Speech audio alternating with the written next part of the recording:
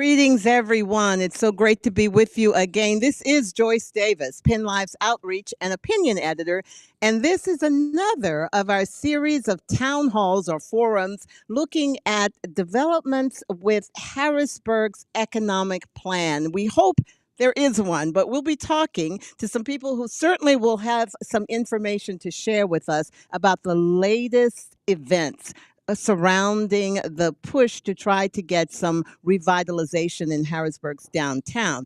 I am joined for this discussion, this roundtable, with Ryan Unger, who's president and CEO of the Harrisburg Regional Chamber, and Creedic. He's been with us before. In fact, you were at the first one that we had. And then we have also on the other end there, Sheila Dalford, who also was at the first one. And of course, everyone knows her. She's a Harrisburg resident, and she also is executive director of Impact Harrisburg, that doled out lots of grants at one point when money was flowing. But we have a new guest with us, and I'm really pleased to welcome Doug Hill, who's chair of the board of what's known as the Intergovernmental Cooperation Authority, known as ICA. We're going to find out a little bit more about what that is and what he does. But before we do, I want to take this opportunity to thank TFEC, the Foundation for Enhancing Communities, which is sponsoring this program because they want to keep the dialogue going. And so before we go on, let's get a message from TFEC. Good afternoon. My name is Jennifer Doyle from the Foundation for Enhancing Communities, and I'm so excited to welcome you to today's Harrisburg Forum.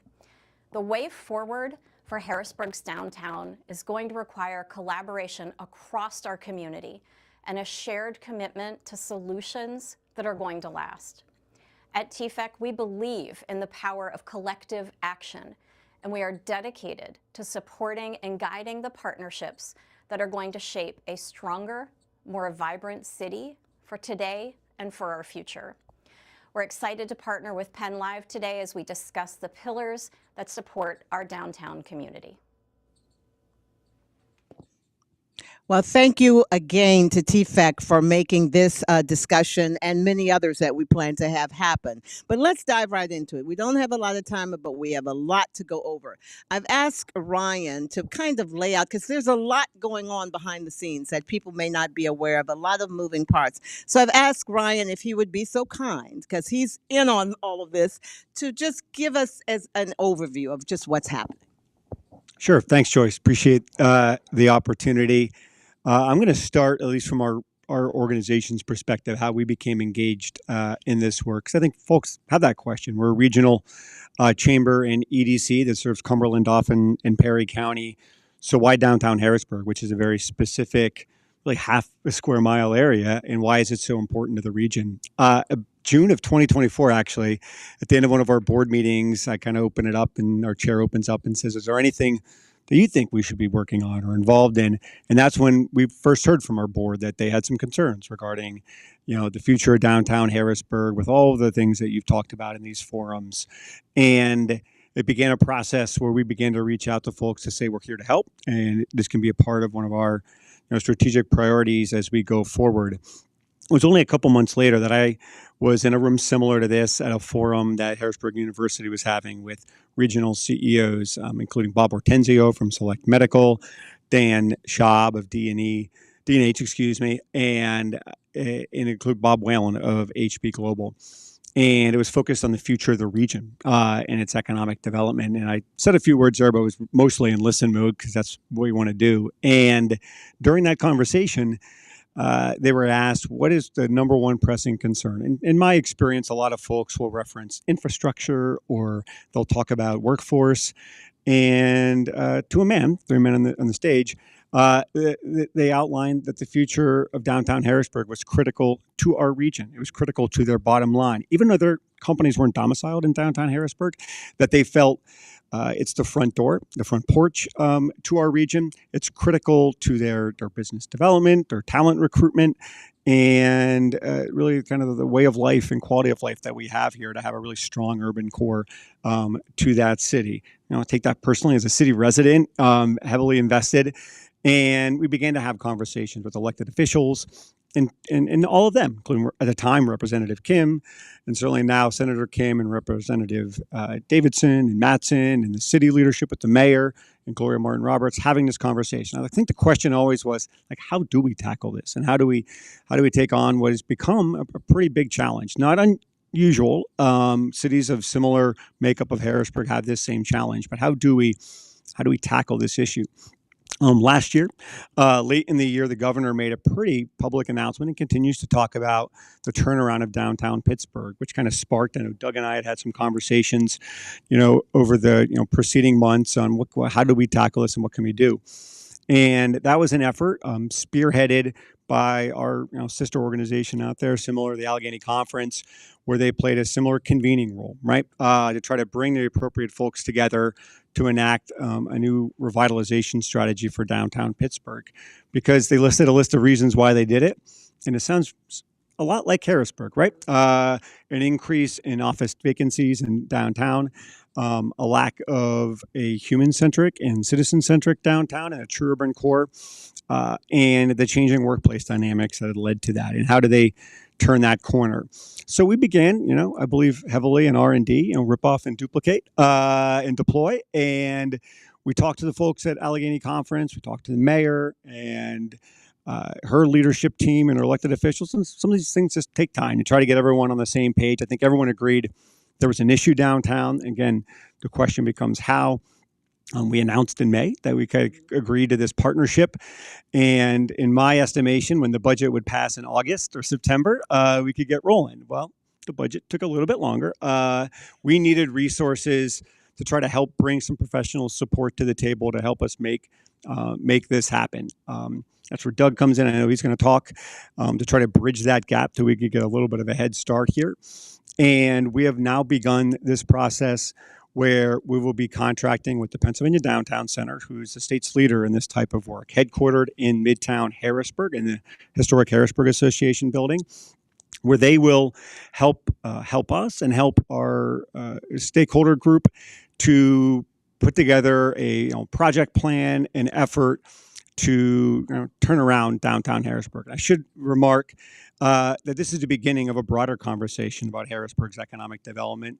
We believe, and I don't want to speak for Doug or Sheila, but we've got a real moment, an inflection point downtown where things need to happen. So we want to address that first. There's already been some really good planning underway in Allison Hill that the Pennsylvania Downtown Center actually did. So we think there's a lot of congruency there between those efforts, and we can really begin to put together a strategy or a plan. And I didn't see your eyes roll back, Joyce, when I said plan. But I know in conversations with others, it's challenging downtown, and plans take time, and to do it right takes time. So we've been meeting to say, how can we show that this is different? And if you're an urban planner, there's a term out there called tactical urbanism, which refers to the ability and urgency to do things early on in your planning process that show that this is different. We recognize that we have talked about revitalizing downtown Harrisburg at various times since probably 1940, right? And each time, maybe we become very focused on shiny objects like new projects, new attractions, and we maybe haven't been able to do the work that we need to listen, to do stakeholder engagement, public outreach, and really kind of turn this ocean liner around to put it on a new trajectory. At the same time, we had a recent conversation with the governor that was really focused on solutions for the downtown, and he urged urgency as part of that conversation. And we take that to heart. We're deeply appreciative that he took the time, over an hour of his pretty busy schedule, to listen as well, to really listen to downtown business owners, to other stakeholders, developers, elected officials, employers of those issues that are impacting them. So we have it marked that every conversation we have going forward is going to begin with what can we do right now to improve downtown Harrisburg. And we've done this work before. You can develop a matrix and a grid and say, what's low cost and early opportunity, and we're going to tackle those things right now. I don't want to get out in front, but I think there's going to be some short-term announcements here where people will begin to see that things are different. I can tell you that When I had conversations with business owners, they felt that this time was different. Certainly having the attention of the state's most powerful elected official is helpful, and in a really productive way. That Pittsburgh started very similarly, frankly. He reiterated that Pittsburgh came to him and he was getting a lot of one-off grant requests, which a lot of elected officials get. And his estimation was accurate that the problem's pretty big. Everyone needs to get on the same page to move forward. So Let me bring the others in. Yep. Yeah, I think that's a very good overview that you've given, and kudos to the governor for the urgency, because frankly, I mean, residents want to see something. I mean, the people and those who live just outside want to see something because we love the city. But that was a good overview of where things are, and a positive overview, because you say things might be different. That we really need to prove that this is not just talk. And yet, there are obstacles. We see the obstacles that from the political rancor that's there. But before we get into that, because we assume everyone has the best interests of the residents of the city. They just are going about it in different ways. But the one issue that I think we really want to zero in on today in our conversation is this Intergovernmental Cooperation Authority. And Doug, you can tell us about that. What is it? How is it involved? And how is it cooperating with what Ryan and the Chamber are doing? Well, the role of the Intergovernmental Cooperation Authority here is to help provide support, provide the planning and encouragement for this process to move forward. But I think to give you some background of how we come to this, the Intergovernmental Cooperation Authority was created in 2019 as a mechanism to provide advice to the city for emergence from its financial recovery. And so it was tied in with the legislation that gave the city some extra authority for income tax and for the municipal services tax. But in return, the legislature wanted to see that they were getting some results from the city in positive progression towards that recovery. And so that's why the authority was created. So we're an independent state agency, 5-member board appointed one by the governor and 4 by the leaders of the respective legislative caucuses. And that's been our primary objective under the statute and in operation, is to have regular meetings with city officials and provide recommendations and guidance as they move forward. There are a couple of very specific steps that are part of it. One is that we are obliged to review and pass judgment on the proposed budget and adopted budget. Second, we are to provide a report to the General Assembly on how the city's progressing and give advice to the legislature. Are there things that need to be done at this level to remove impediments or to provide incentives? And so we've developed those relationships with the mayor and her administration, and a good working relationship with council as well. A key component is development of a 5-year financial plan, because it's one thing to say, okay, are we administering the budget properly and the numbers make sense? But doing the long-range planning then says, now, is this supportable? Are we going to be making progress moving forward, or do we need to head in different directions? And so we work closely with the city's financial staff on that, as well as the city treasurer, city controller. And so that 5-year plan has been in place for some time now, and it's updated yearly to add, one more year on out. But one of the common components each time we consider that is a full analysis of the confidence that we have in the numbers that are being presented, both the numbers for revenue and the numbers for expenditures, and how that's going to impact economic conditions as well as the city's capacity for service delivery. And early on, the very clear supposition is that you can't simply rely on the existing tax bases. You can't simply rely on the city to just move along as it has historically and whatever the arc might be.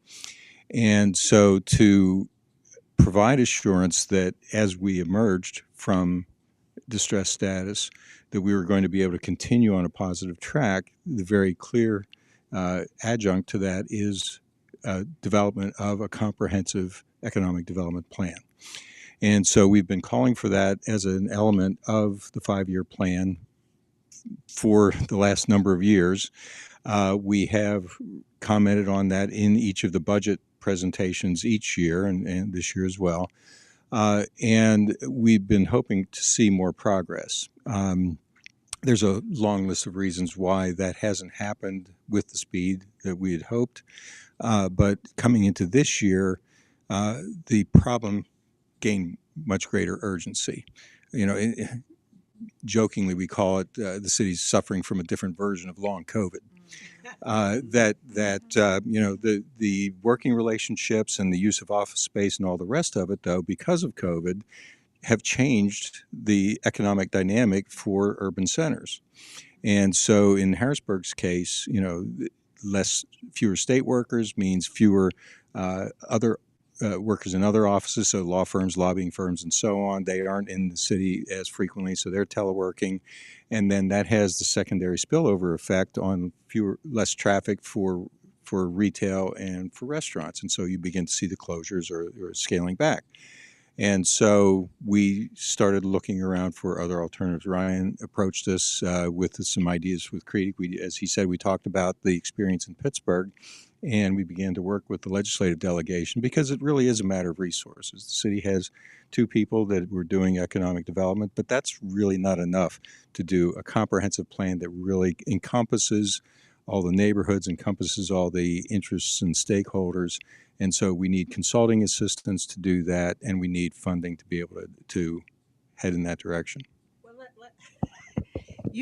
thank you for that overview. There are several issues that just come to mind for me. Why? I mean, you're independent, which means, and you're basically have to report to the legislature. But why have we waited so long? And what power do you have? What's influence do you have to really be able to push this? So I'm going to come back to you for that, okay? Because that, to me, that's what the issue is. If we have this independent group that can kind of put some fire under things, why wasn't the fire, or where's the fire? Is the fire there now, right? All right, so we'll come back to that. Also, the concern that now we have fewer people handling economic development. So what does that mean? All right, Sheila, let's bring you in as someone with a great deal of historical background on this, as well as being a resident of the city. As you're hearing this, what are your thoughts, and what do you see as your concerns now? Thank you, Joyce, and thank you to PennLive for this opportunity for us to have these series of forums that are so important to the city. Harrisburg has a lot of upside potential. It's a beautiful city, nestled as it is along the Susquehanna. There is just so much beauty, and not only in the surroundings, but also the people.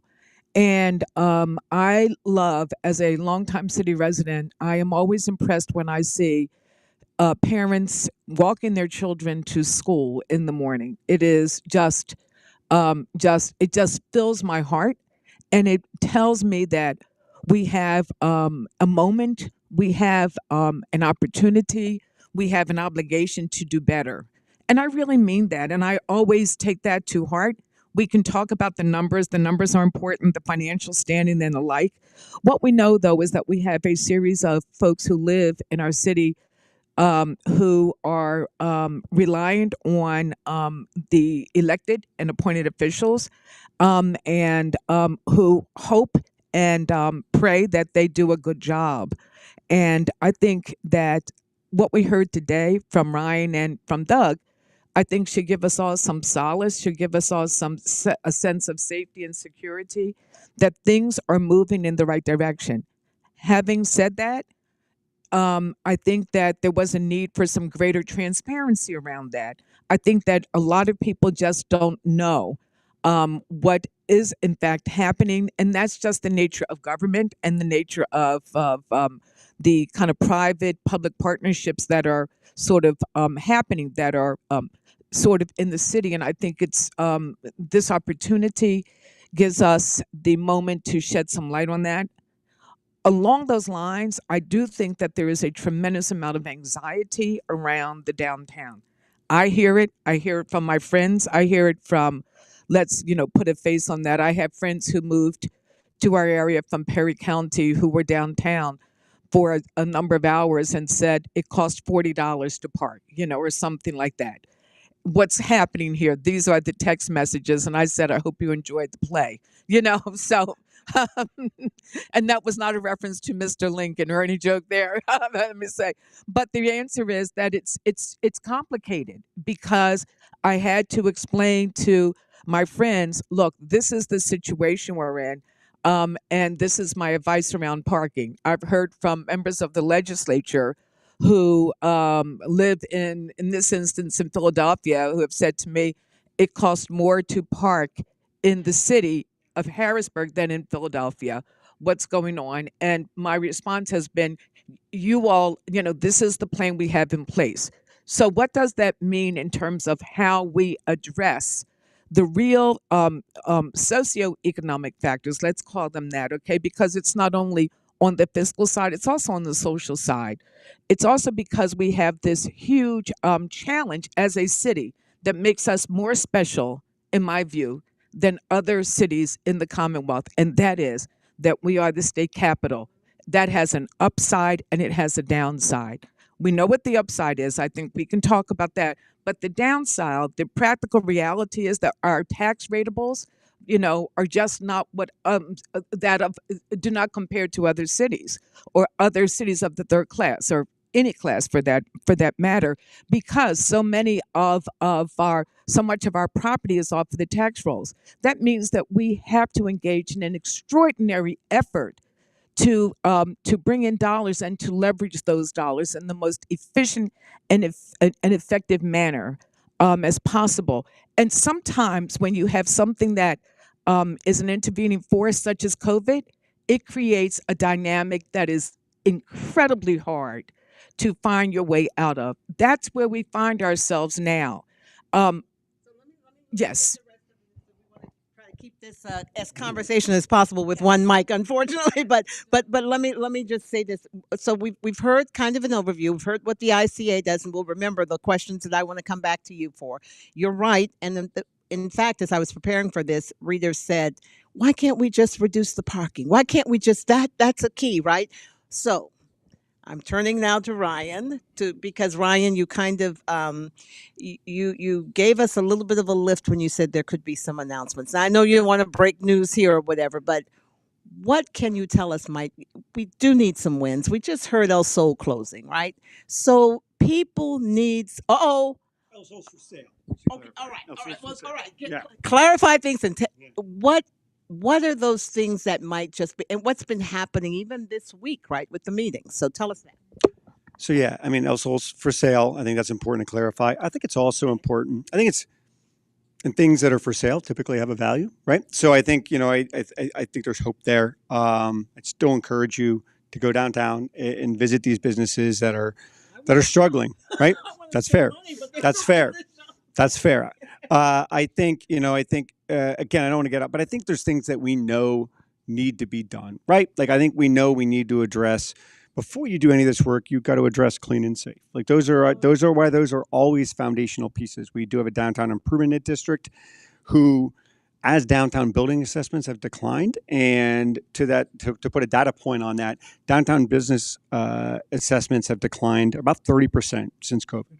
That's a significant hit to the county and city tax revenue, and that's why we're all paying a little bit more, right? Like you have to make that money up somewhere. Development has certainly happened in other places in the city, in the county, but that's a significant hit. That at one point represented around 75 to 80% of the city's property tax revenue, and it's down to about 58 to 60%. So we've already seen a significant shift there as well. But we know that you can't begin any of this work to begin to address some of those things. So I'd say stay tuned on some of those as we try to help provide support to the DID and work with other partners to make that happen.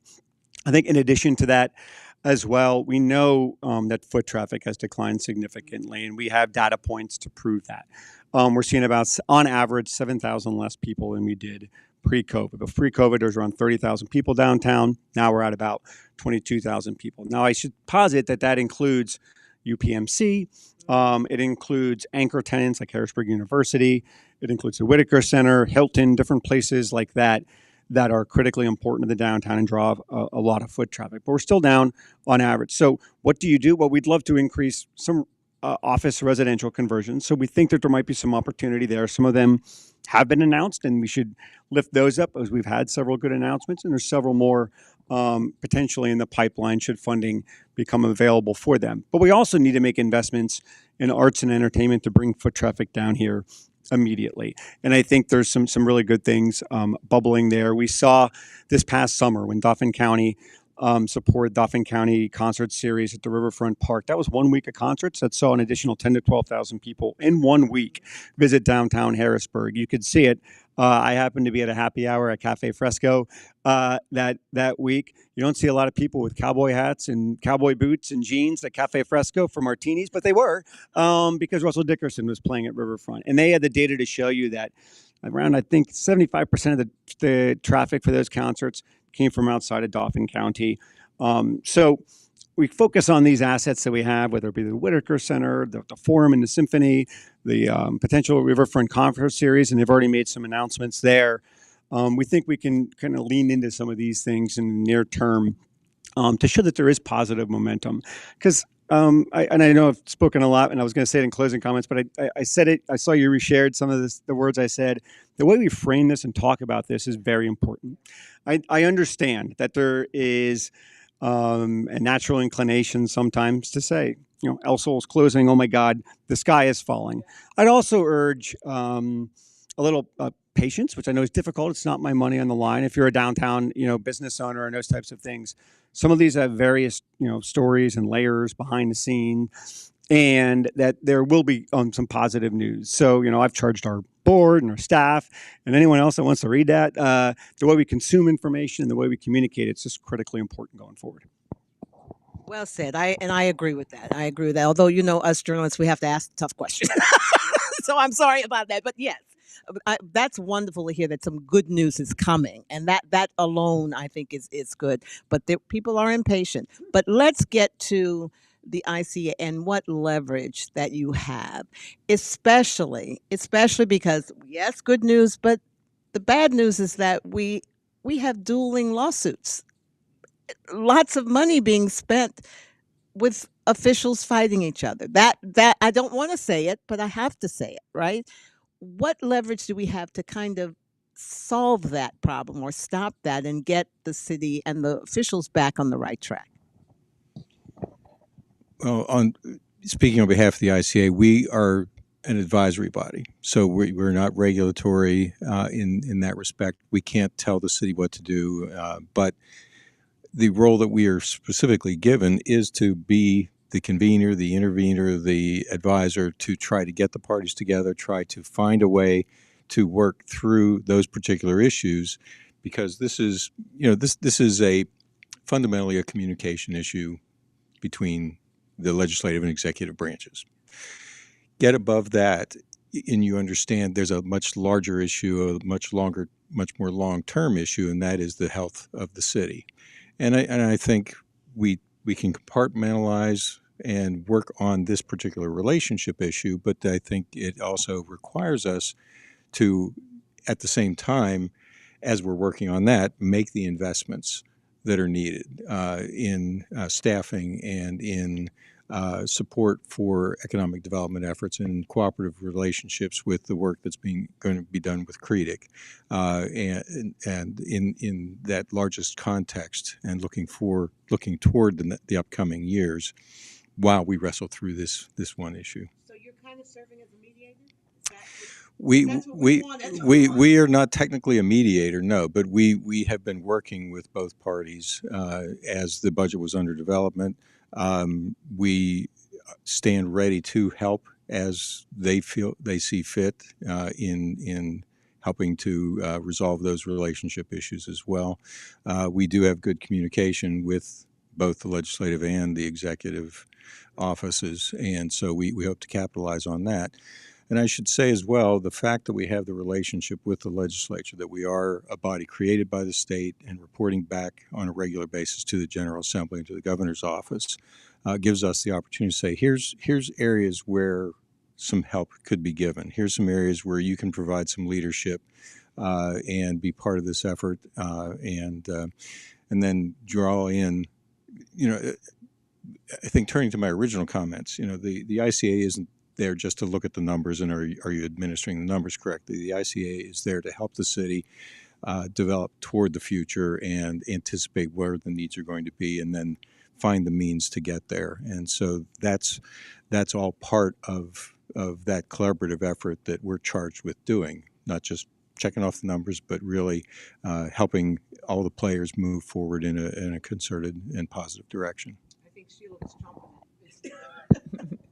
Yeah, listening to Doug, and I have to say that I think that's that once again we talk about the kind of the financial standing and health of the city, and it's equally important that we talk about those relationships, because that's the way you build the consensus and you build the opportunity, energy to move forward. So it's encouraging to hear that the ICA is doing that work around sort of informal mediation. It goes to transparency. And I know, Ryan, since you hit the ground running here when you became president and CEO of the Chamber and Critic, that you've always been invested in that work. That's important. Having said that, I think we may need to think about an outside mediator at some point in time to help us move, not us, but to help the political actors who are sort of at a stalemate now move forward. When you, as someone who practiced law for a number of years, and those we've all been around a lot of lawyers, so we know that when you're in litigation, that's not a good point. Okay, that's a sign that it's a sign. It's very practical, but you would hope that there were some intermediate steps that could have been taken that could have perhaps avoided that moment when we had to find ourselves as a city in this setting. But I think we have to stipulate for the record that all the parties who are involved have an interest in the health and well-being of the city and its residents. The question is, how do we get to a point where we can be on the same page?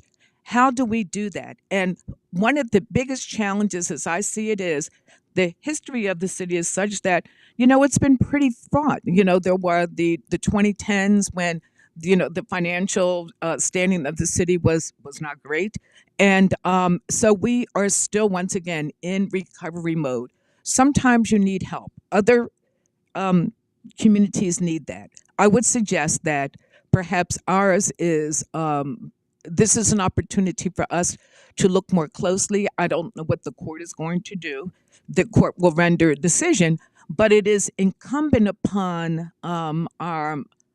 us as interested and invested members of our larger civic community to really look at, it seems to me, all the options. And one of them is to perhaps have the powers that be look to a third-party mediator who can do some work around the governance piece. I talk about that a lot.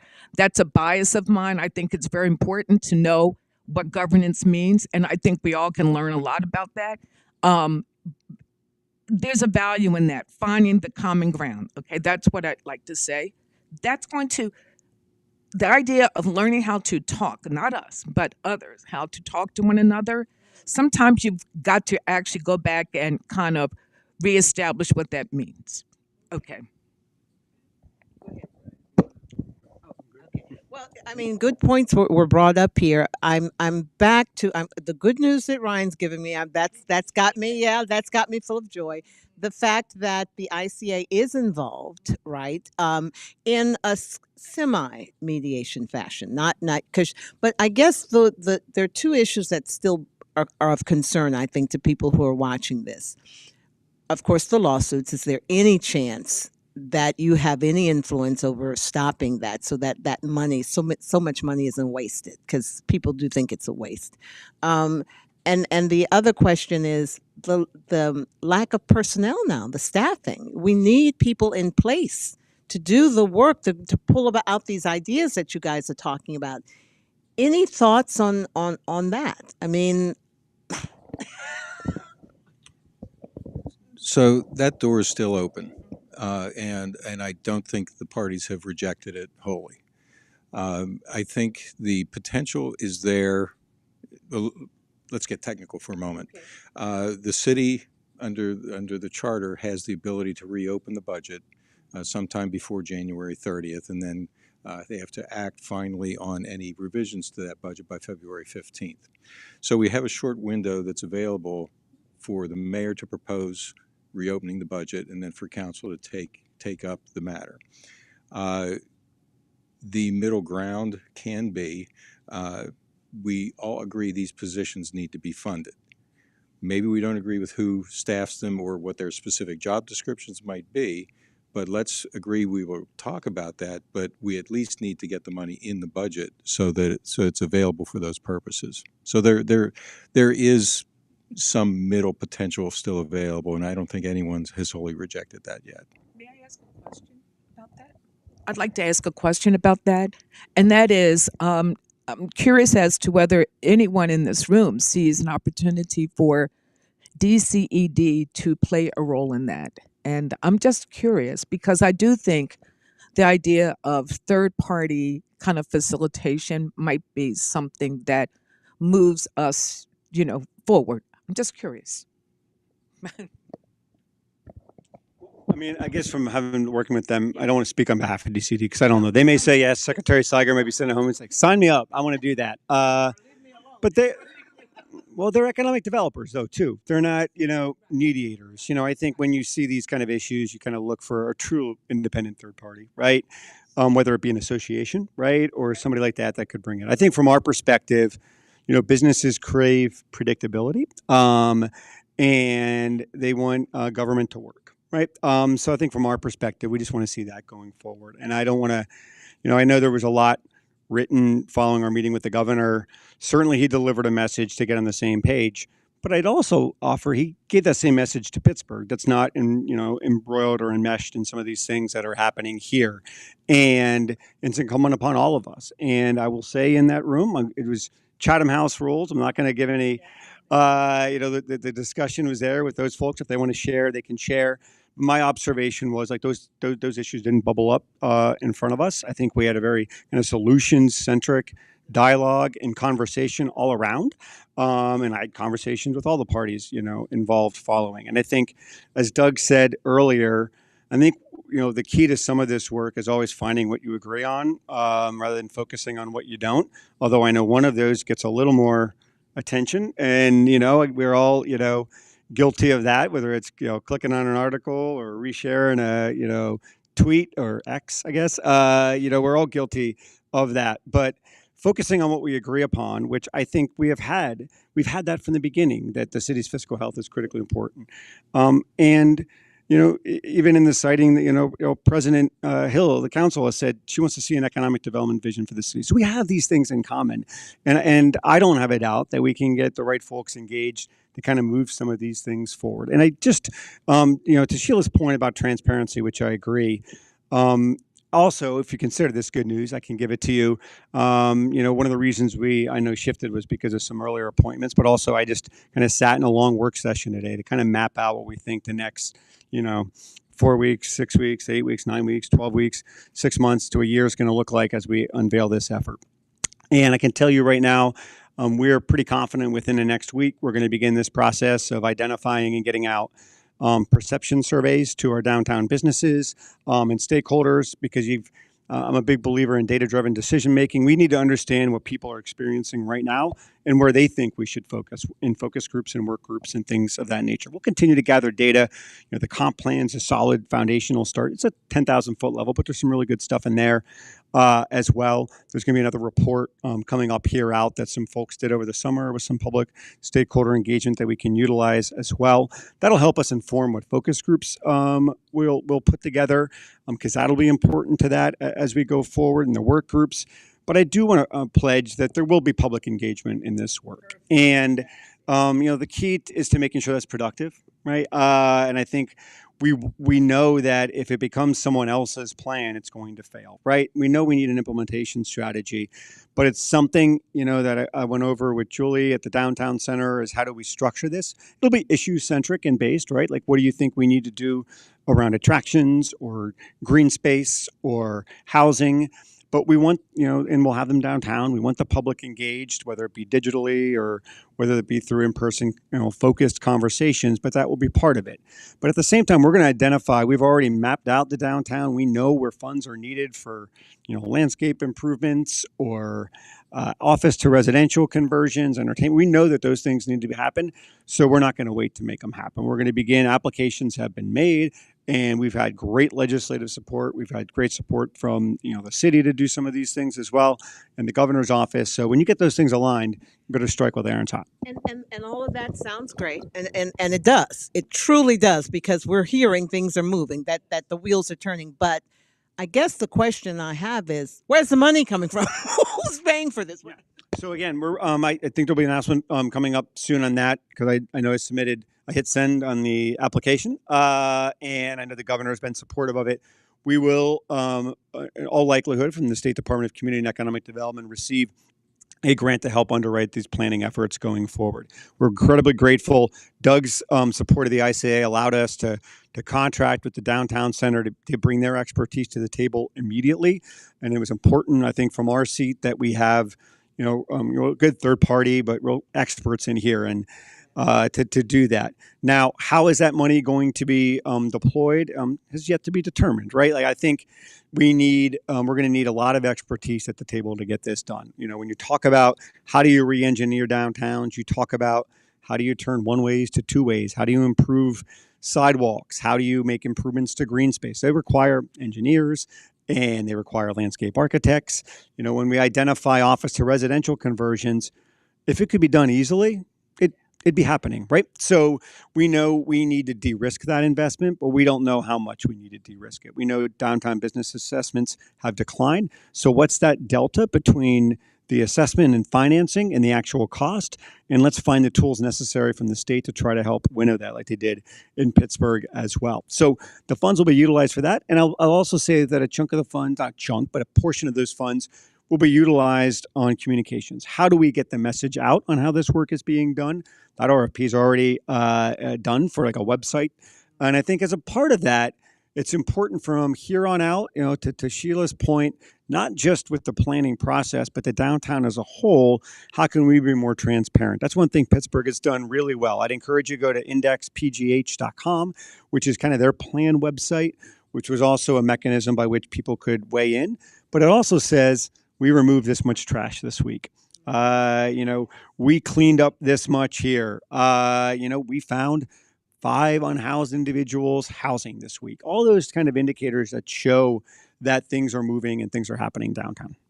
I love that. As a communicator, I love that. But it's also two-way communications. You need to also be open to hearing, right, what the people are saying, whether they're being happy or not with this. But I'm going to throw a tough one at my friend, okay? She says, come on at it. You heard what they've said, and you heard the kind of expertise and that's going to be required. Professionals are going to have to come in. And some of those professionals are going to be outsiders. And I happen to have been here and realized that sometimes there's an aversion in Harrisburg to outsiders, despite the expertise they bring. That could be an aversion even to people of color as outside. I mean, I'm just saying, how are we going to tackle that, Miss Harrisburg? Well, so first and foremost, I think we start with an understanding that we have to build a higher trust environment, and there are ways to do that. They say we're not reinventing the wheel, the proverbial wheel. There are ways to do that. We really have to be able to look at those human elements that really go to building community, and I am not the expert in that, but I have sat in those meetings, and I know that, and I've done the homework, and I'm old enough to now have put, help people put the plans in place, and I've seen some of the good outcomes from that. The beauty of Harrisburg is that it's small, relatively speaking. It's not Philadelphia, it's smaller than Lancaster by, I'm not sure by how many thousands, the numbers. Downtown is small, right? So we have a great opportunity. We also just have to be sensitive to folks who grew up here or have a longstanding commitment to the city who feel that some of us are maybe carpetbaggers or people who are coming in and bringing all of our education and expertise and leaving them out of the process. That is reciprocal. There is a need for reciprocity there. I would suggest to you that exists along a continuum. That work should be ongoing. Pittsburgh will have had the same challenges and opportunities. And Chester and places like that where there's been actual work done. Sometimes it's a little bit of tough love, but it has happened. It's not going to be perfect, but it must happen. I would also suggest that the experts need to tap into the resources that are currently in place here and leverage those. And the term is to build that capacity. But there are people here whom I've heard this, and I've lived here for over 30 years, I guess now, who say, they're left out of the process, and we need to interrogate ourselves around that just a little more. I know with Impact Harrisburg, though, we had to do a lot of that, and we had to learn a lot, and it was good and positive. And so there is always that need, because you don't want to have this huge divide. You have to do the work around building community. Also bring all the schools in, bring in the religious institutions, bring in the civic institutions, the sororities, the fraternities, all of those. There's a group very quickly that meets at the Historic Harrisburg Association, and it's just sort of an amalgam of community groups, and they meet there once a quarter or once a month or something like that. It's amazing how much happens in the city. So that's a group that can be tapped into as well. Thank you. Yeah, and I think it's a great point, Joyce, that you make. And I think I liked your term, build the conditions for trust, right? Like that's going to be critically important. I'd note that, one of the things we're actually doing pretty well downtown in terms of our benchmarker peers are people from the city going downtown, actually. When you look at the data, it shows that we've kind of rebounded from COVID, and that where we've fallen off a cliff are people within 5 miles coming into downtown. It only accounts for about 9% of our downtown traffic, where in a city like York, which we used as a benchmark, you're talking about 25 to 26% of their downtown traffic. So there's a big difference. We need to recoup some of that, which includes those things I talked about: clean and safe, restoring confidence and faith that they're going to have a good experience when they're downtown. But we've also got to increase visitors as well, right? So I think all those things, we've got to create the conditions for trust. I agree. And you have to build that trust. It's not given overnight, but we've also got to create the conditions for these folks to come in from our neighboring communities. That's why we see it important as a regional entity, but also visitors come in as well. I've had that experience often. I was at an event in New York City with site consultants, which we do at the Chamber in Creedic to market our region. And the gentleman that sat next to me, he looked at my name tag. We're in New York City, right across from Penn Station, and he says, Harrisburg. Man, I stay there about 2 weeks every summer. My son plays lacrosse, and you guys have a stranglehold on regional, through Hershey and the region and on lacrosse. And he goes, I always like to stay in the city center. This gentleman controls the commercial real estate market for about 30% of the Fortune, 100 companies. So, these things are important to the region. They're important to how we present ourselves, and they can have implications that we don't realize. So it's important that we do all these things and put our best foot forward. I'm sure we're also aware that some concerns that residents have is that when we talk about downtown development, we're leaving out neighborhood development. So I'm wondering one way to bridge perhaps that divide of these outsiders coming in is to make sure that the residents actually start feeling something positive, either jobs coming to them or some way their lives are improved as this downtown is improved, because I've written that there shouldn't be a dichotomy between developing downtown and making sure the neighborhoods are also improved. I want to let Doug talk because he lives downtown. Yes, but I think we also need to make downtown a neighborhood. It's not now. There's sections of it certainly, and we North Street. I don't want to give your address away, Doug. But South Street, the capital area neighborhood. There's a great group there. But I would offer that we build a downtown office park.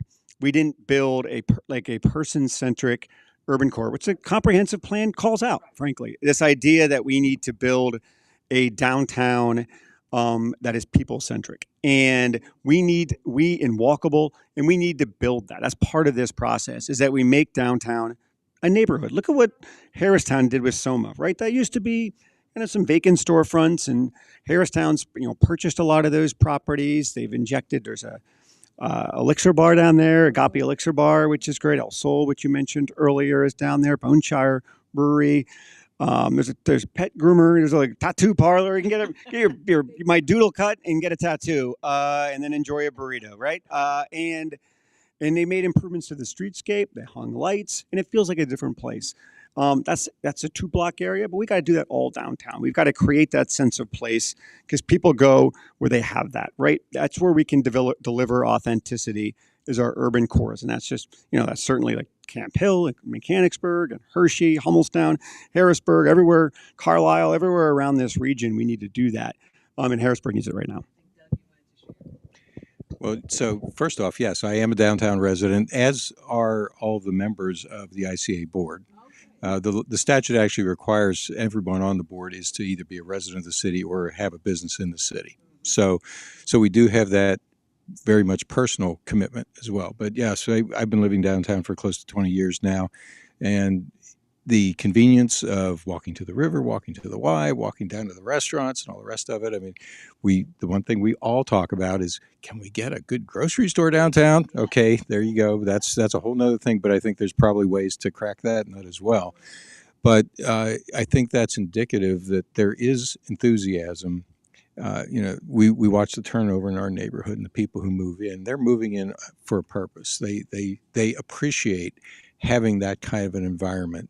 We talk often in our household of, here's the days we lived out in the burbs. Now we move to the city. We know our neighbors downtown better than we ever did out in the suburbs, because you have that close connection, that close community of interest. And that's the kind of thing that, I think augurs well for the future for the city, is that even though, when we talk about the neighborhoods, we recognize that we need to assure that they are brought along as a part of the economic development plan. But I think they also recognize there's a focus downtown that when they're asked, where are you from, they want to be able to point to something that, yeah, this is vibrant, this is important, this is a place I want to be.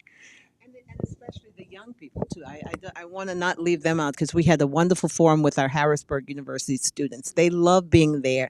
They just need more to do, right? More things, and a grocery store and a pharmacy, they were saying. So, but honestly, this conversation has been more uplifting than I expected. I mean, it has been. Not to say that there's still that ache that we want our elected officials to get along.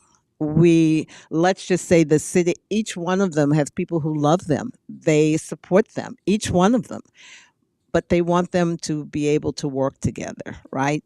And I think that's the biggest nut we have to crack. How do we help them regain the respect for each other?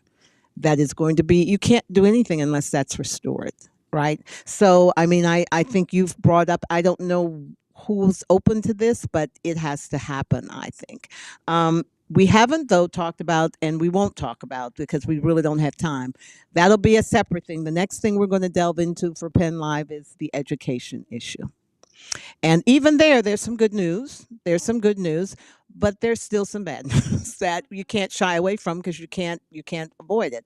But that's what's coming up next. And I will say to our viewers that we did invite Mayor Wanda Williams to be here, along with Council President Danielle Hill, but they were unable to do so. The invitation remains open to them. We know how busy they are, but this forum is certainly available to them if they choose to use it. So with that, I'm going to ask each one of you, I mean, people are watching, they care about this. What is it that you want to leave with them?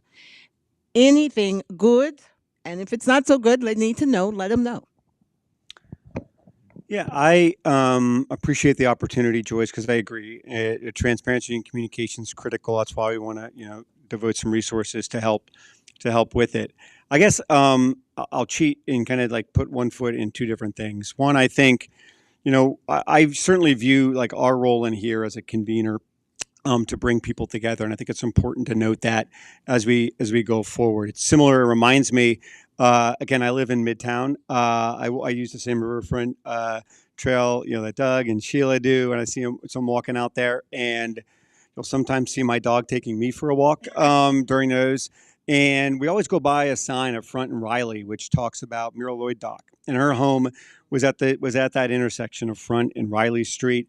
And then it mentions the City Beautiful movement, which certainly has trauma for some individuals, and it's important to note that. But also has left us with an incredible park system here to be really proud of, and something to build on as we do this work and try to revitalize this downtown, but also the city as a whole. In it talks about Mira Lloyd Dock bringing her idea to the Harrisburg Board of Trade and catalyzing that moment. And I think that's our moment here. Harrisburg Board of Trade was our predecessor organization.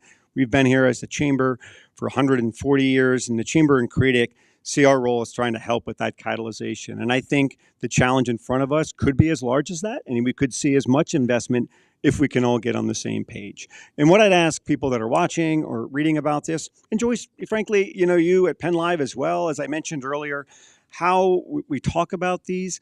You said you left positive. I hope the headline says that. That'd be awesome. Positive, effort, because I get it. I understand that we're currently programmed to be rage factories, right? We're programmed to do that, whether it's our phone, whether it's social media, and clicks. I mean, revenue, and you need revenue to do stuff like this. I get that. So I'm not expecting an overnight change in that, but I do firmly believe that our friends in the media and other publications can hold power accountable, while also assuming positive motivations at times as we go forward in this work. But it's incumbent upon us to be positive in how we consume this. One of our core values is that we're unrelentingly and unapologetically positive about this work that we do and the region we have. And we can look at things with a critical eye, but we look at it through the ways that, darn it, we should be better. I didn't spend a lot of time looking backwards, because I think we got to look forward. And I'm hoping that as we go through this, we want to learn from the past, but build for the future. And just excited to play a role in that. I want to circle back around to the original purpose for the ICA, and that is to help the city emerge from its financial distress. And the one thing that we haven't talked about much, and I don't know that the public understands well, is that we actually have gotten to that point where we are past that distress. We are eligible to leave what's called Act 47, Distressed Municipalities Act. There's a legal issue that's off on the side, a piece of litigation that's preventing us from doing that. But the city back in 21-22 did cross that threshold in our estimation that the finances are sound. The financial planning that is done as a part of the 5-year plan and the close look and the accountability that their staff is held to as we develop that plan, I think augurs well for finances going forward. It does, though, still remind the notes we've been making that economic development and other things need to be part of that to assure that that continues. But the core, too, is that the city has an excellent financial management staff. They've done wonderful things there. We have solid reliance on their numbers. They're remarkably cooperative with us, remarkably responsive to us when we have questions. The city has upgraded all of its technology systems. Just a couple of years ago, the city was operating on ancient mainframes, and yeah.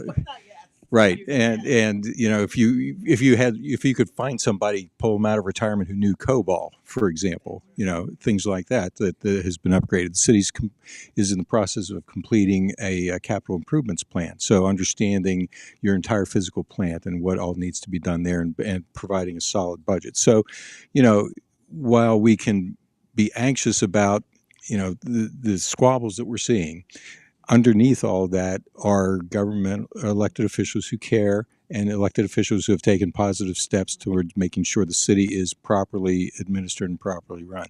And I'm equally pleased with our board that's viewed its mission as being more than just simply, the counting the coins, but rather looking toward a vision of the future and encouraging the city and helping them find ways to do that. You will have the last word. Yes, ma'am.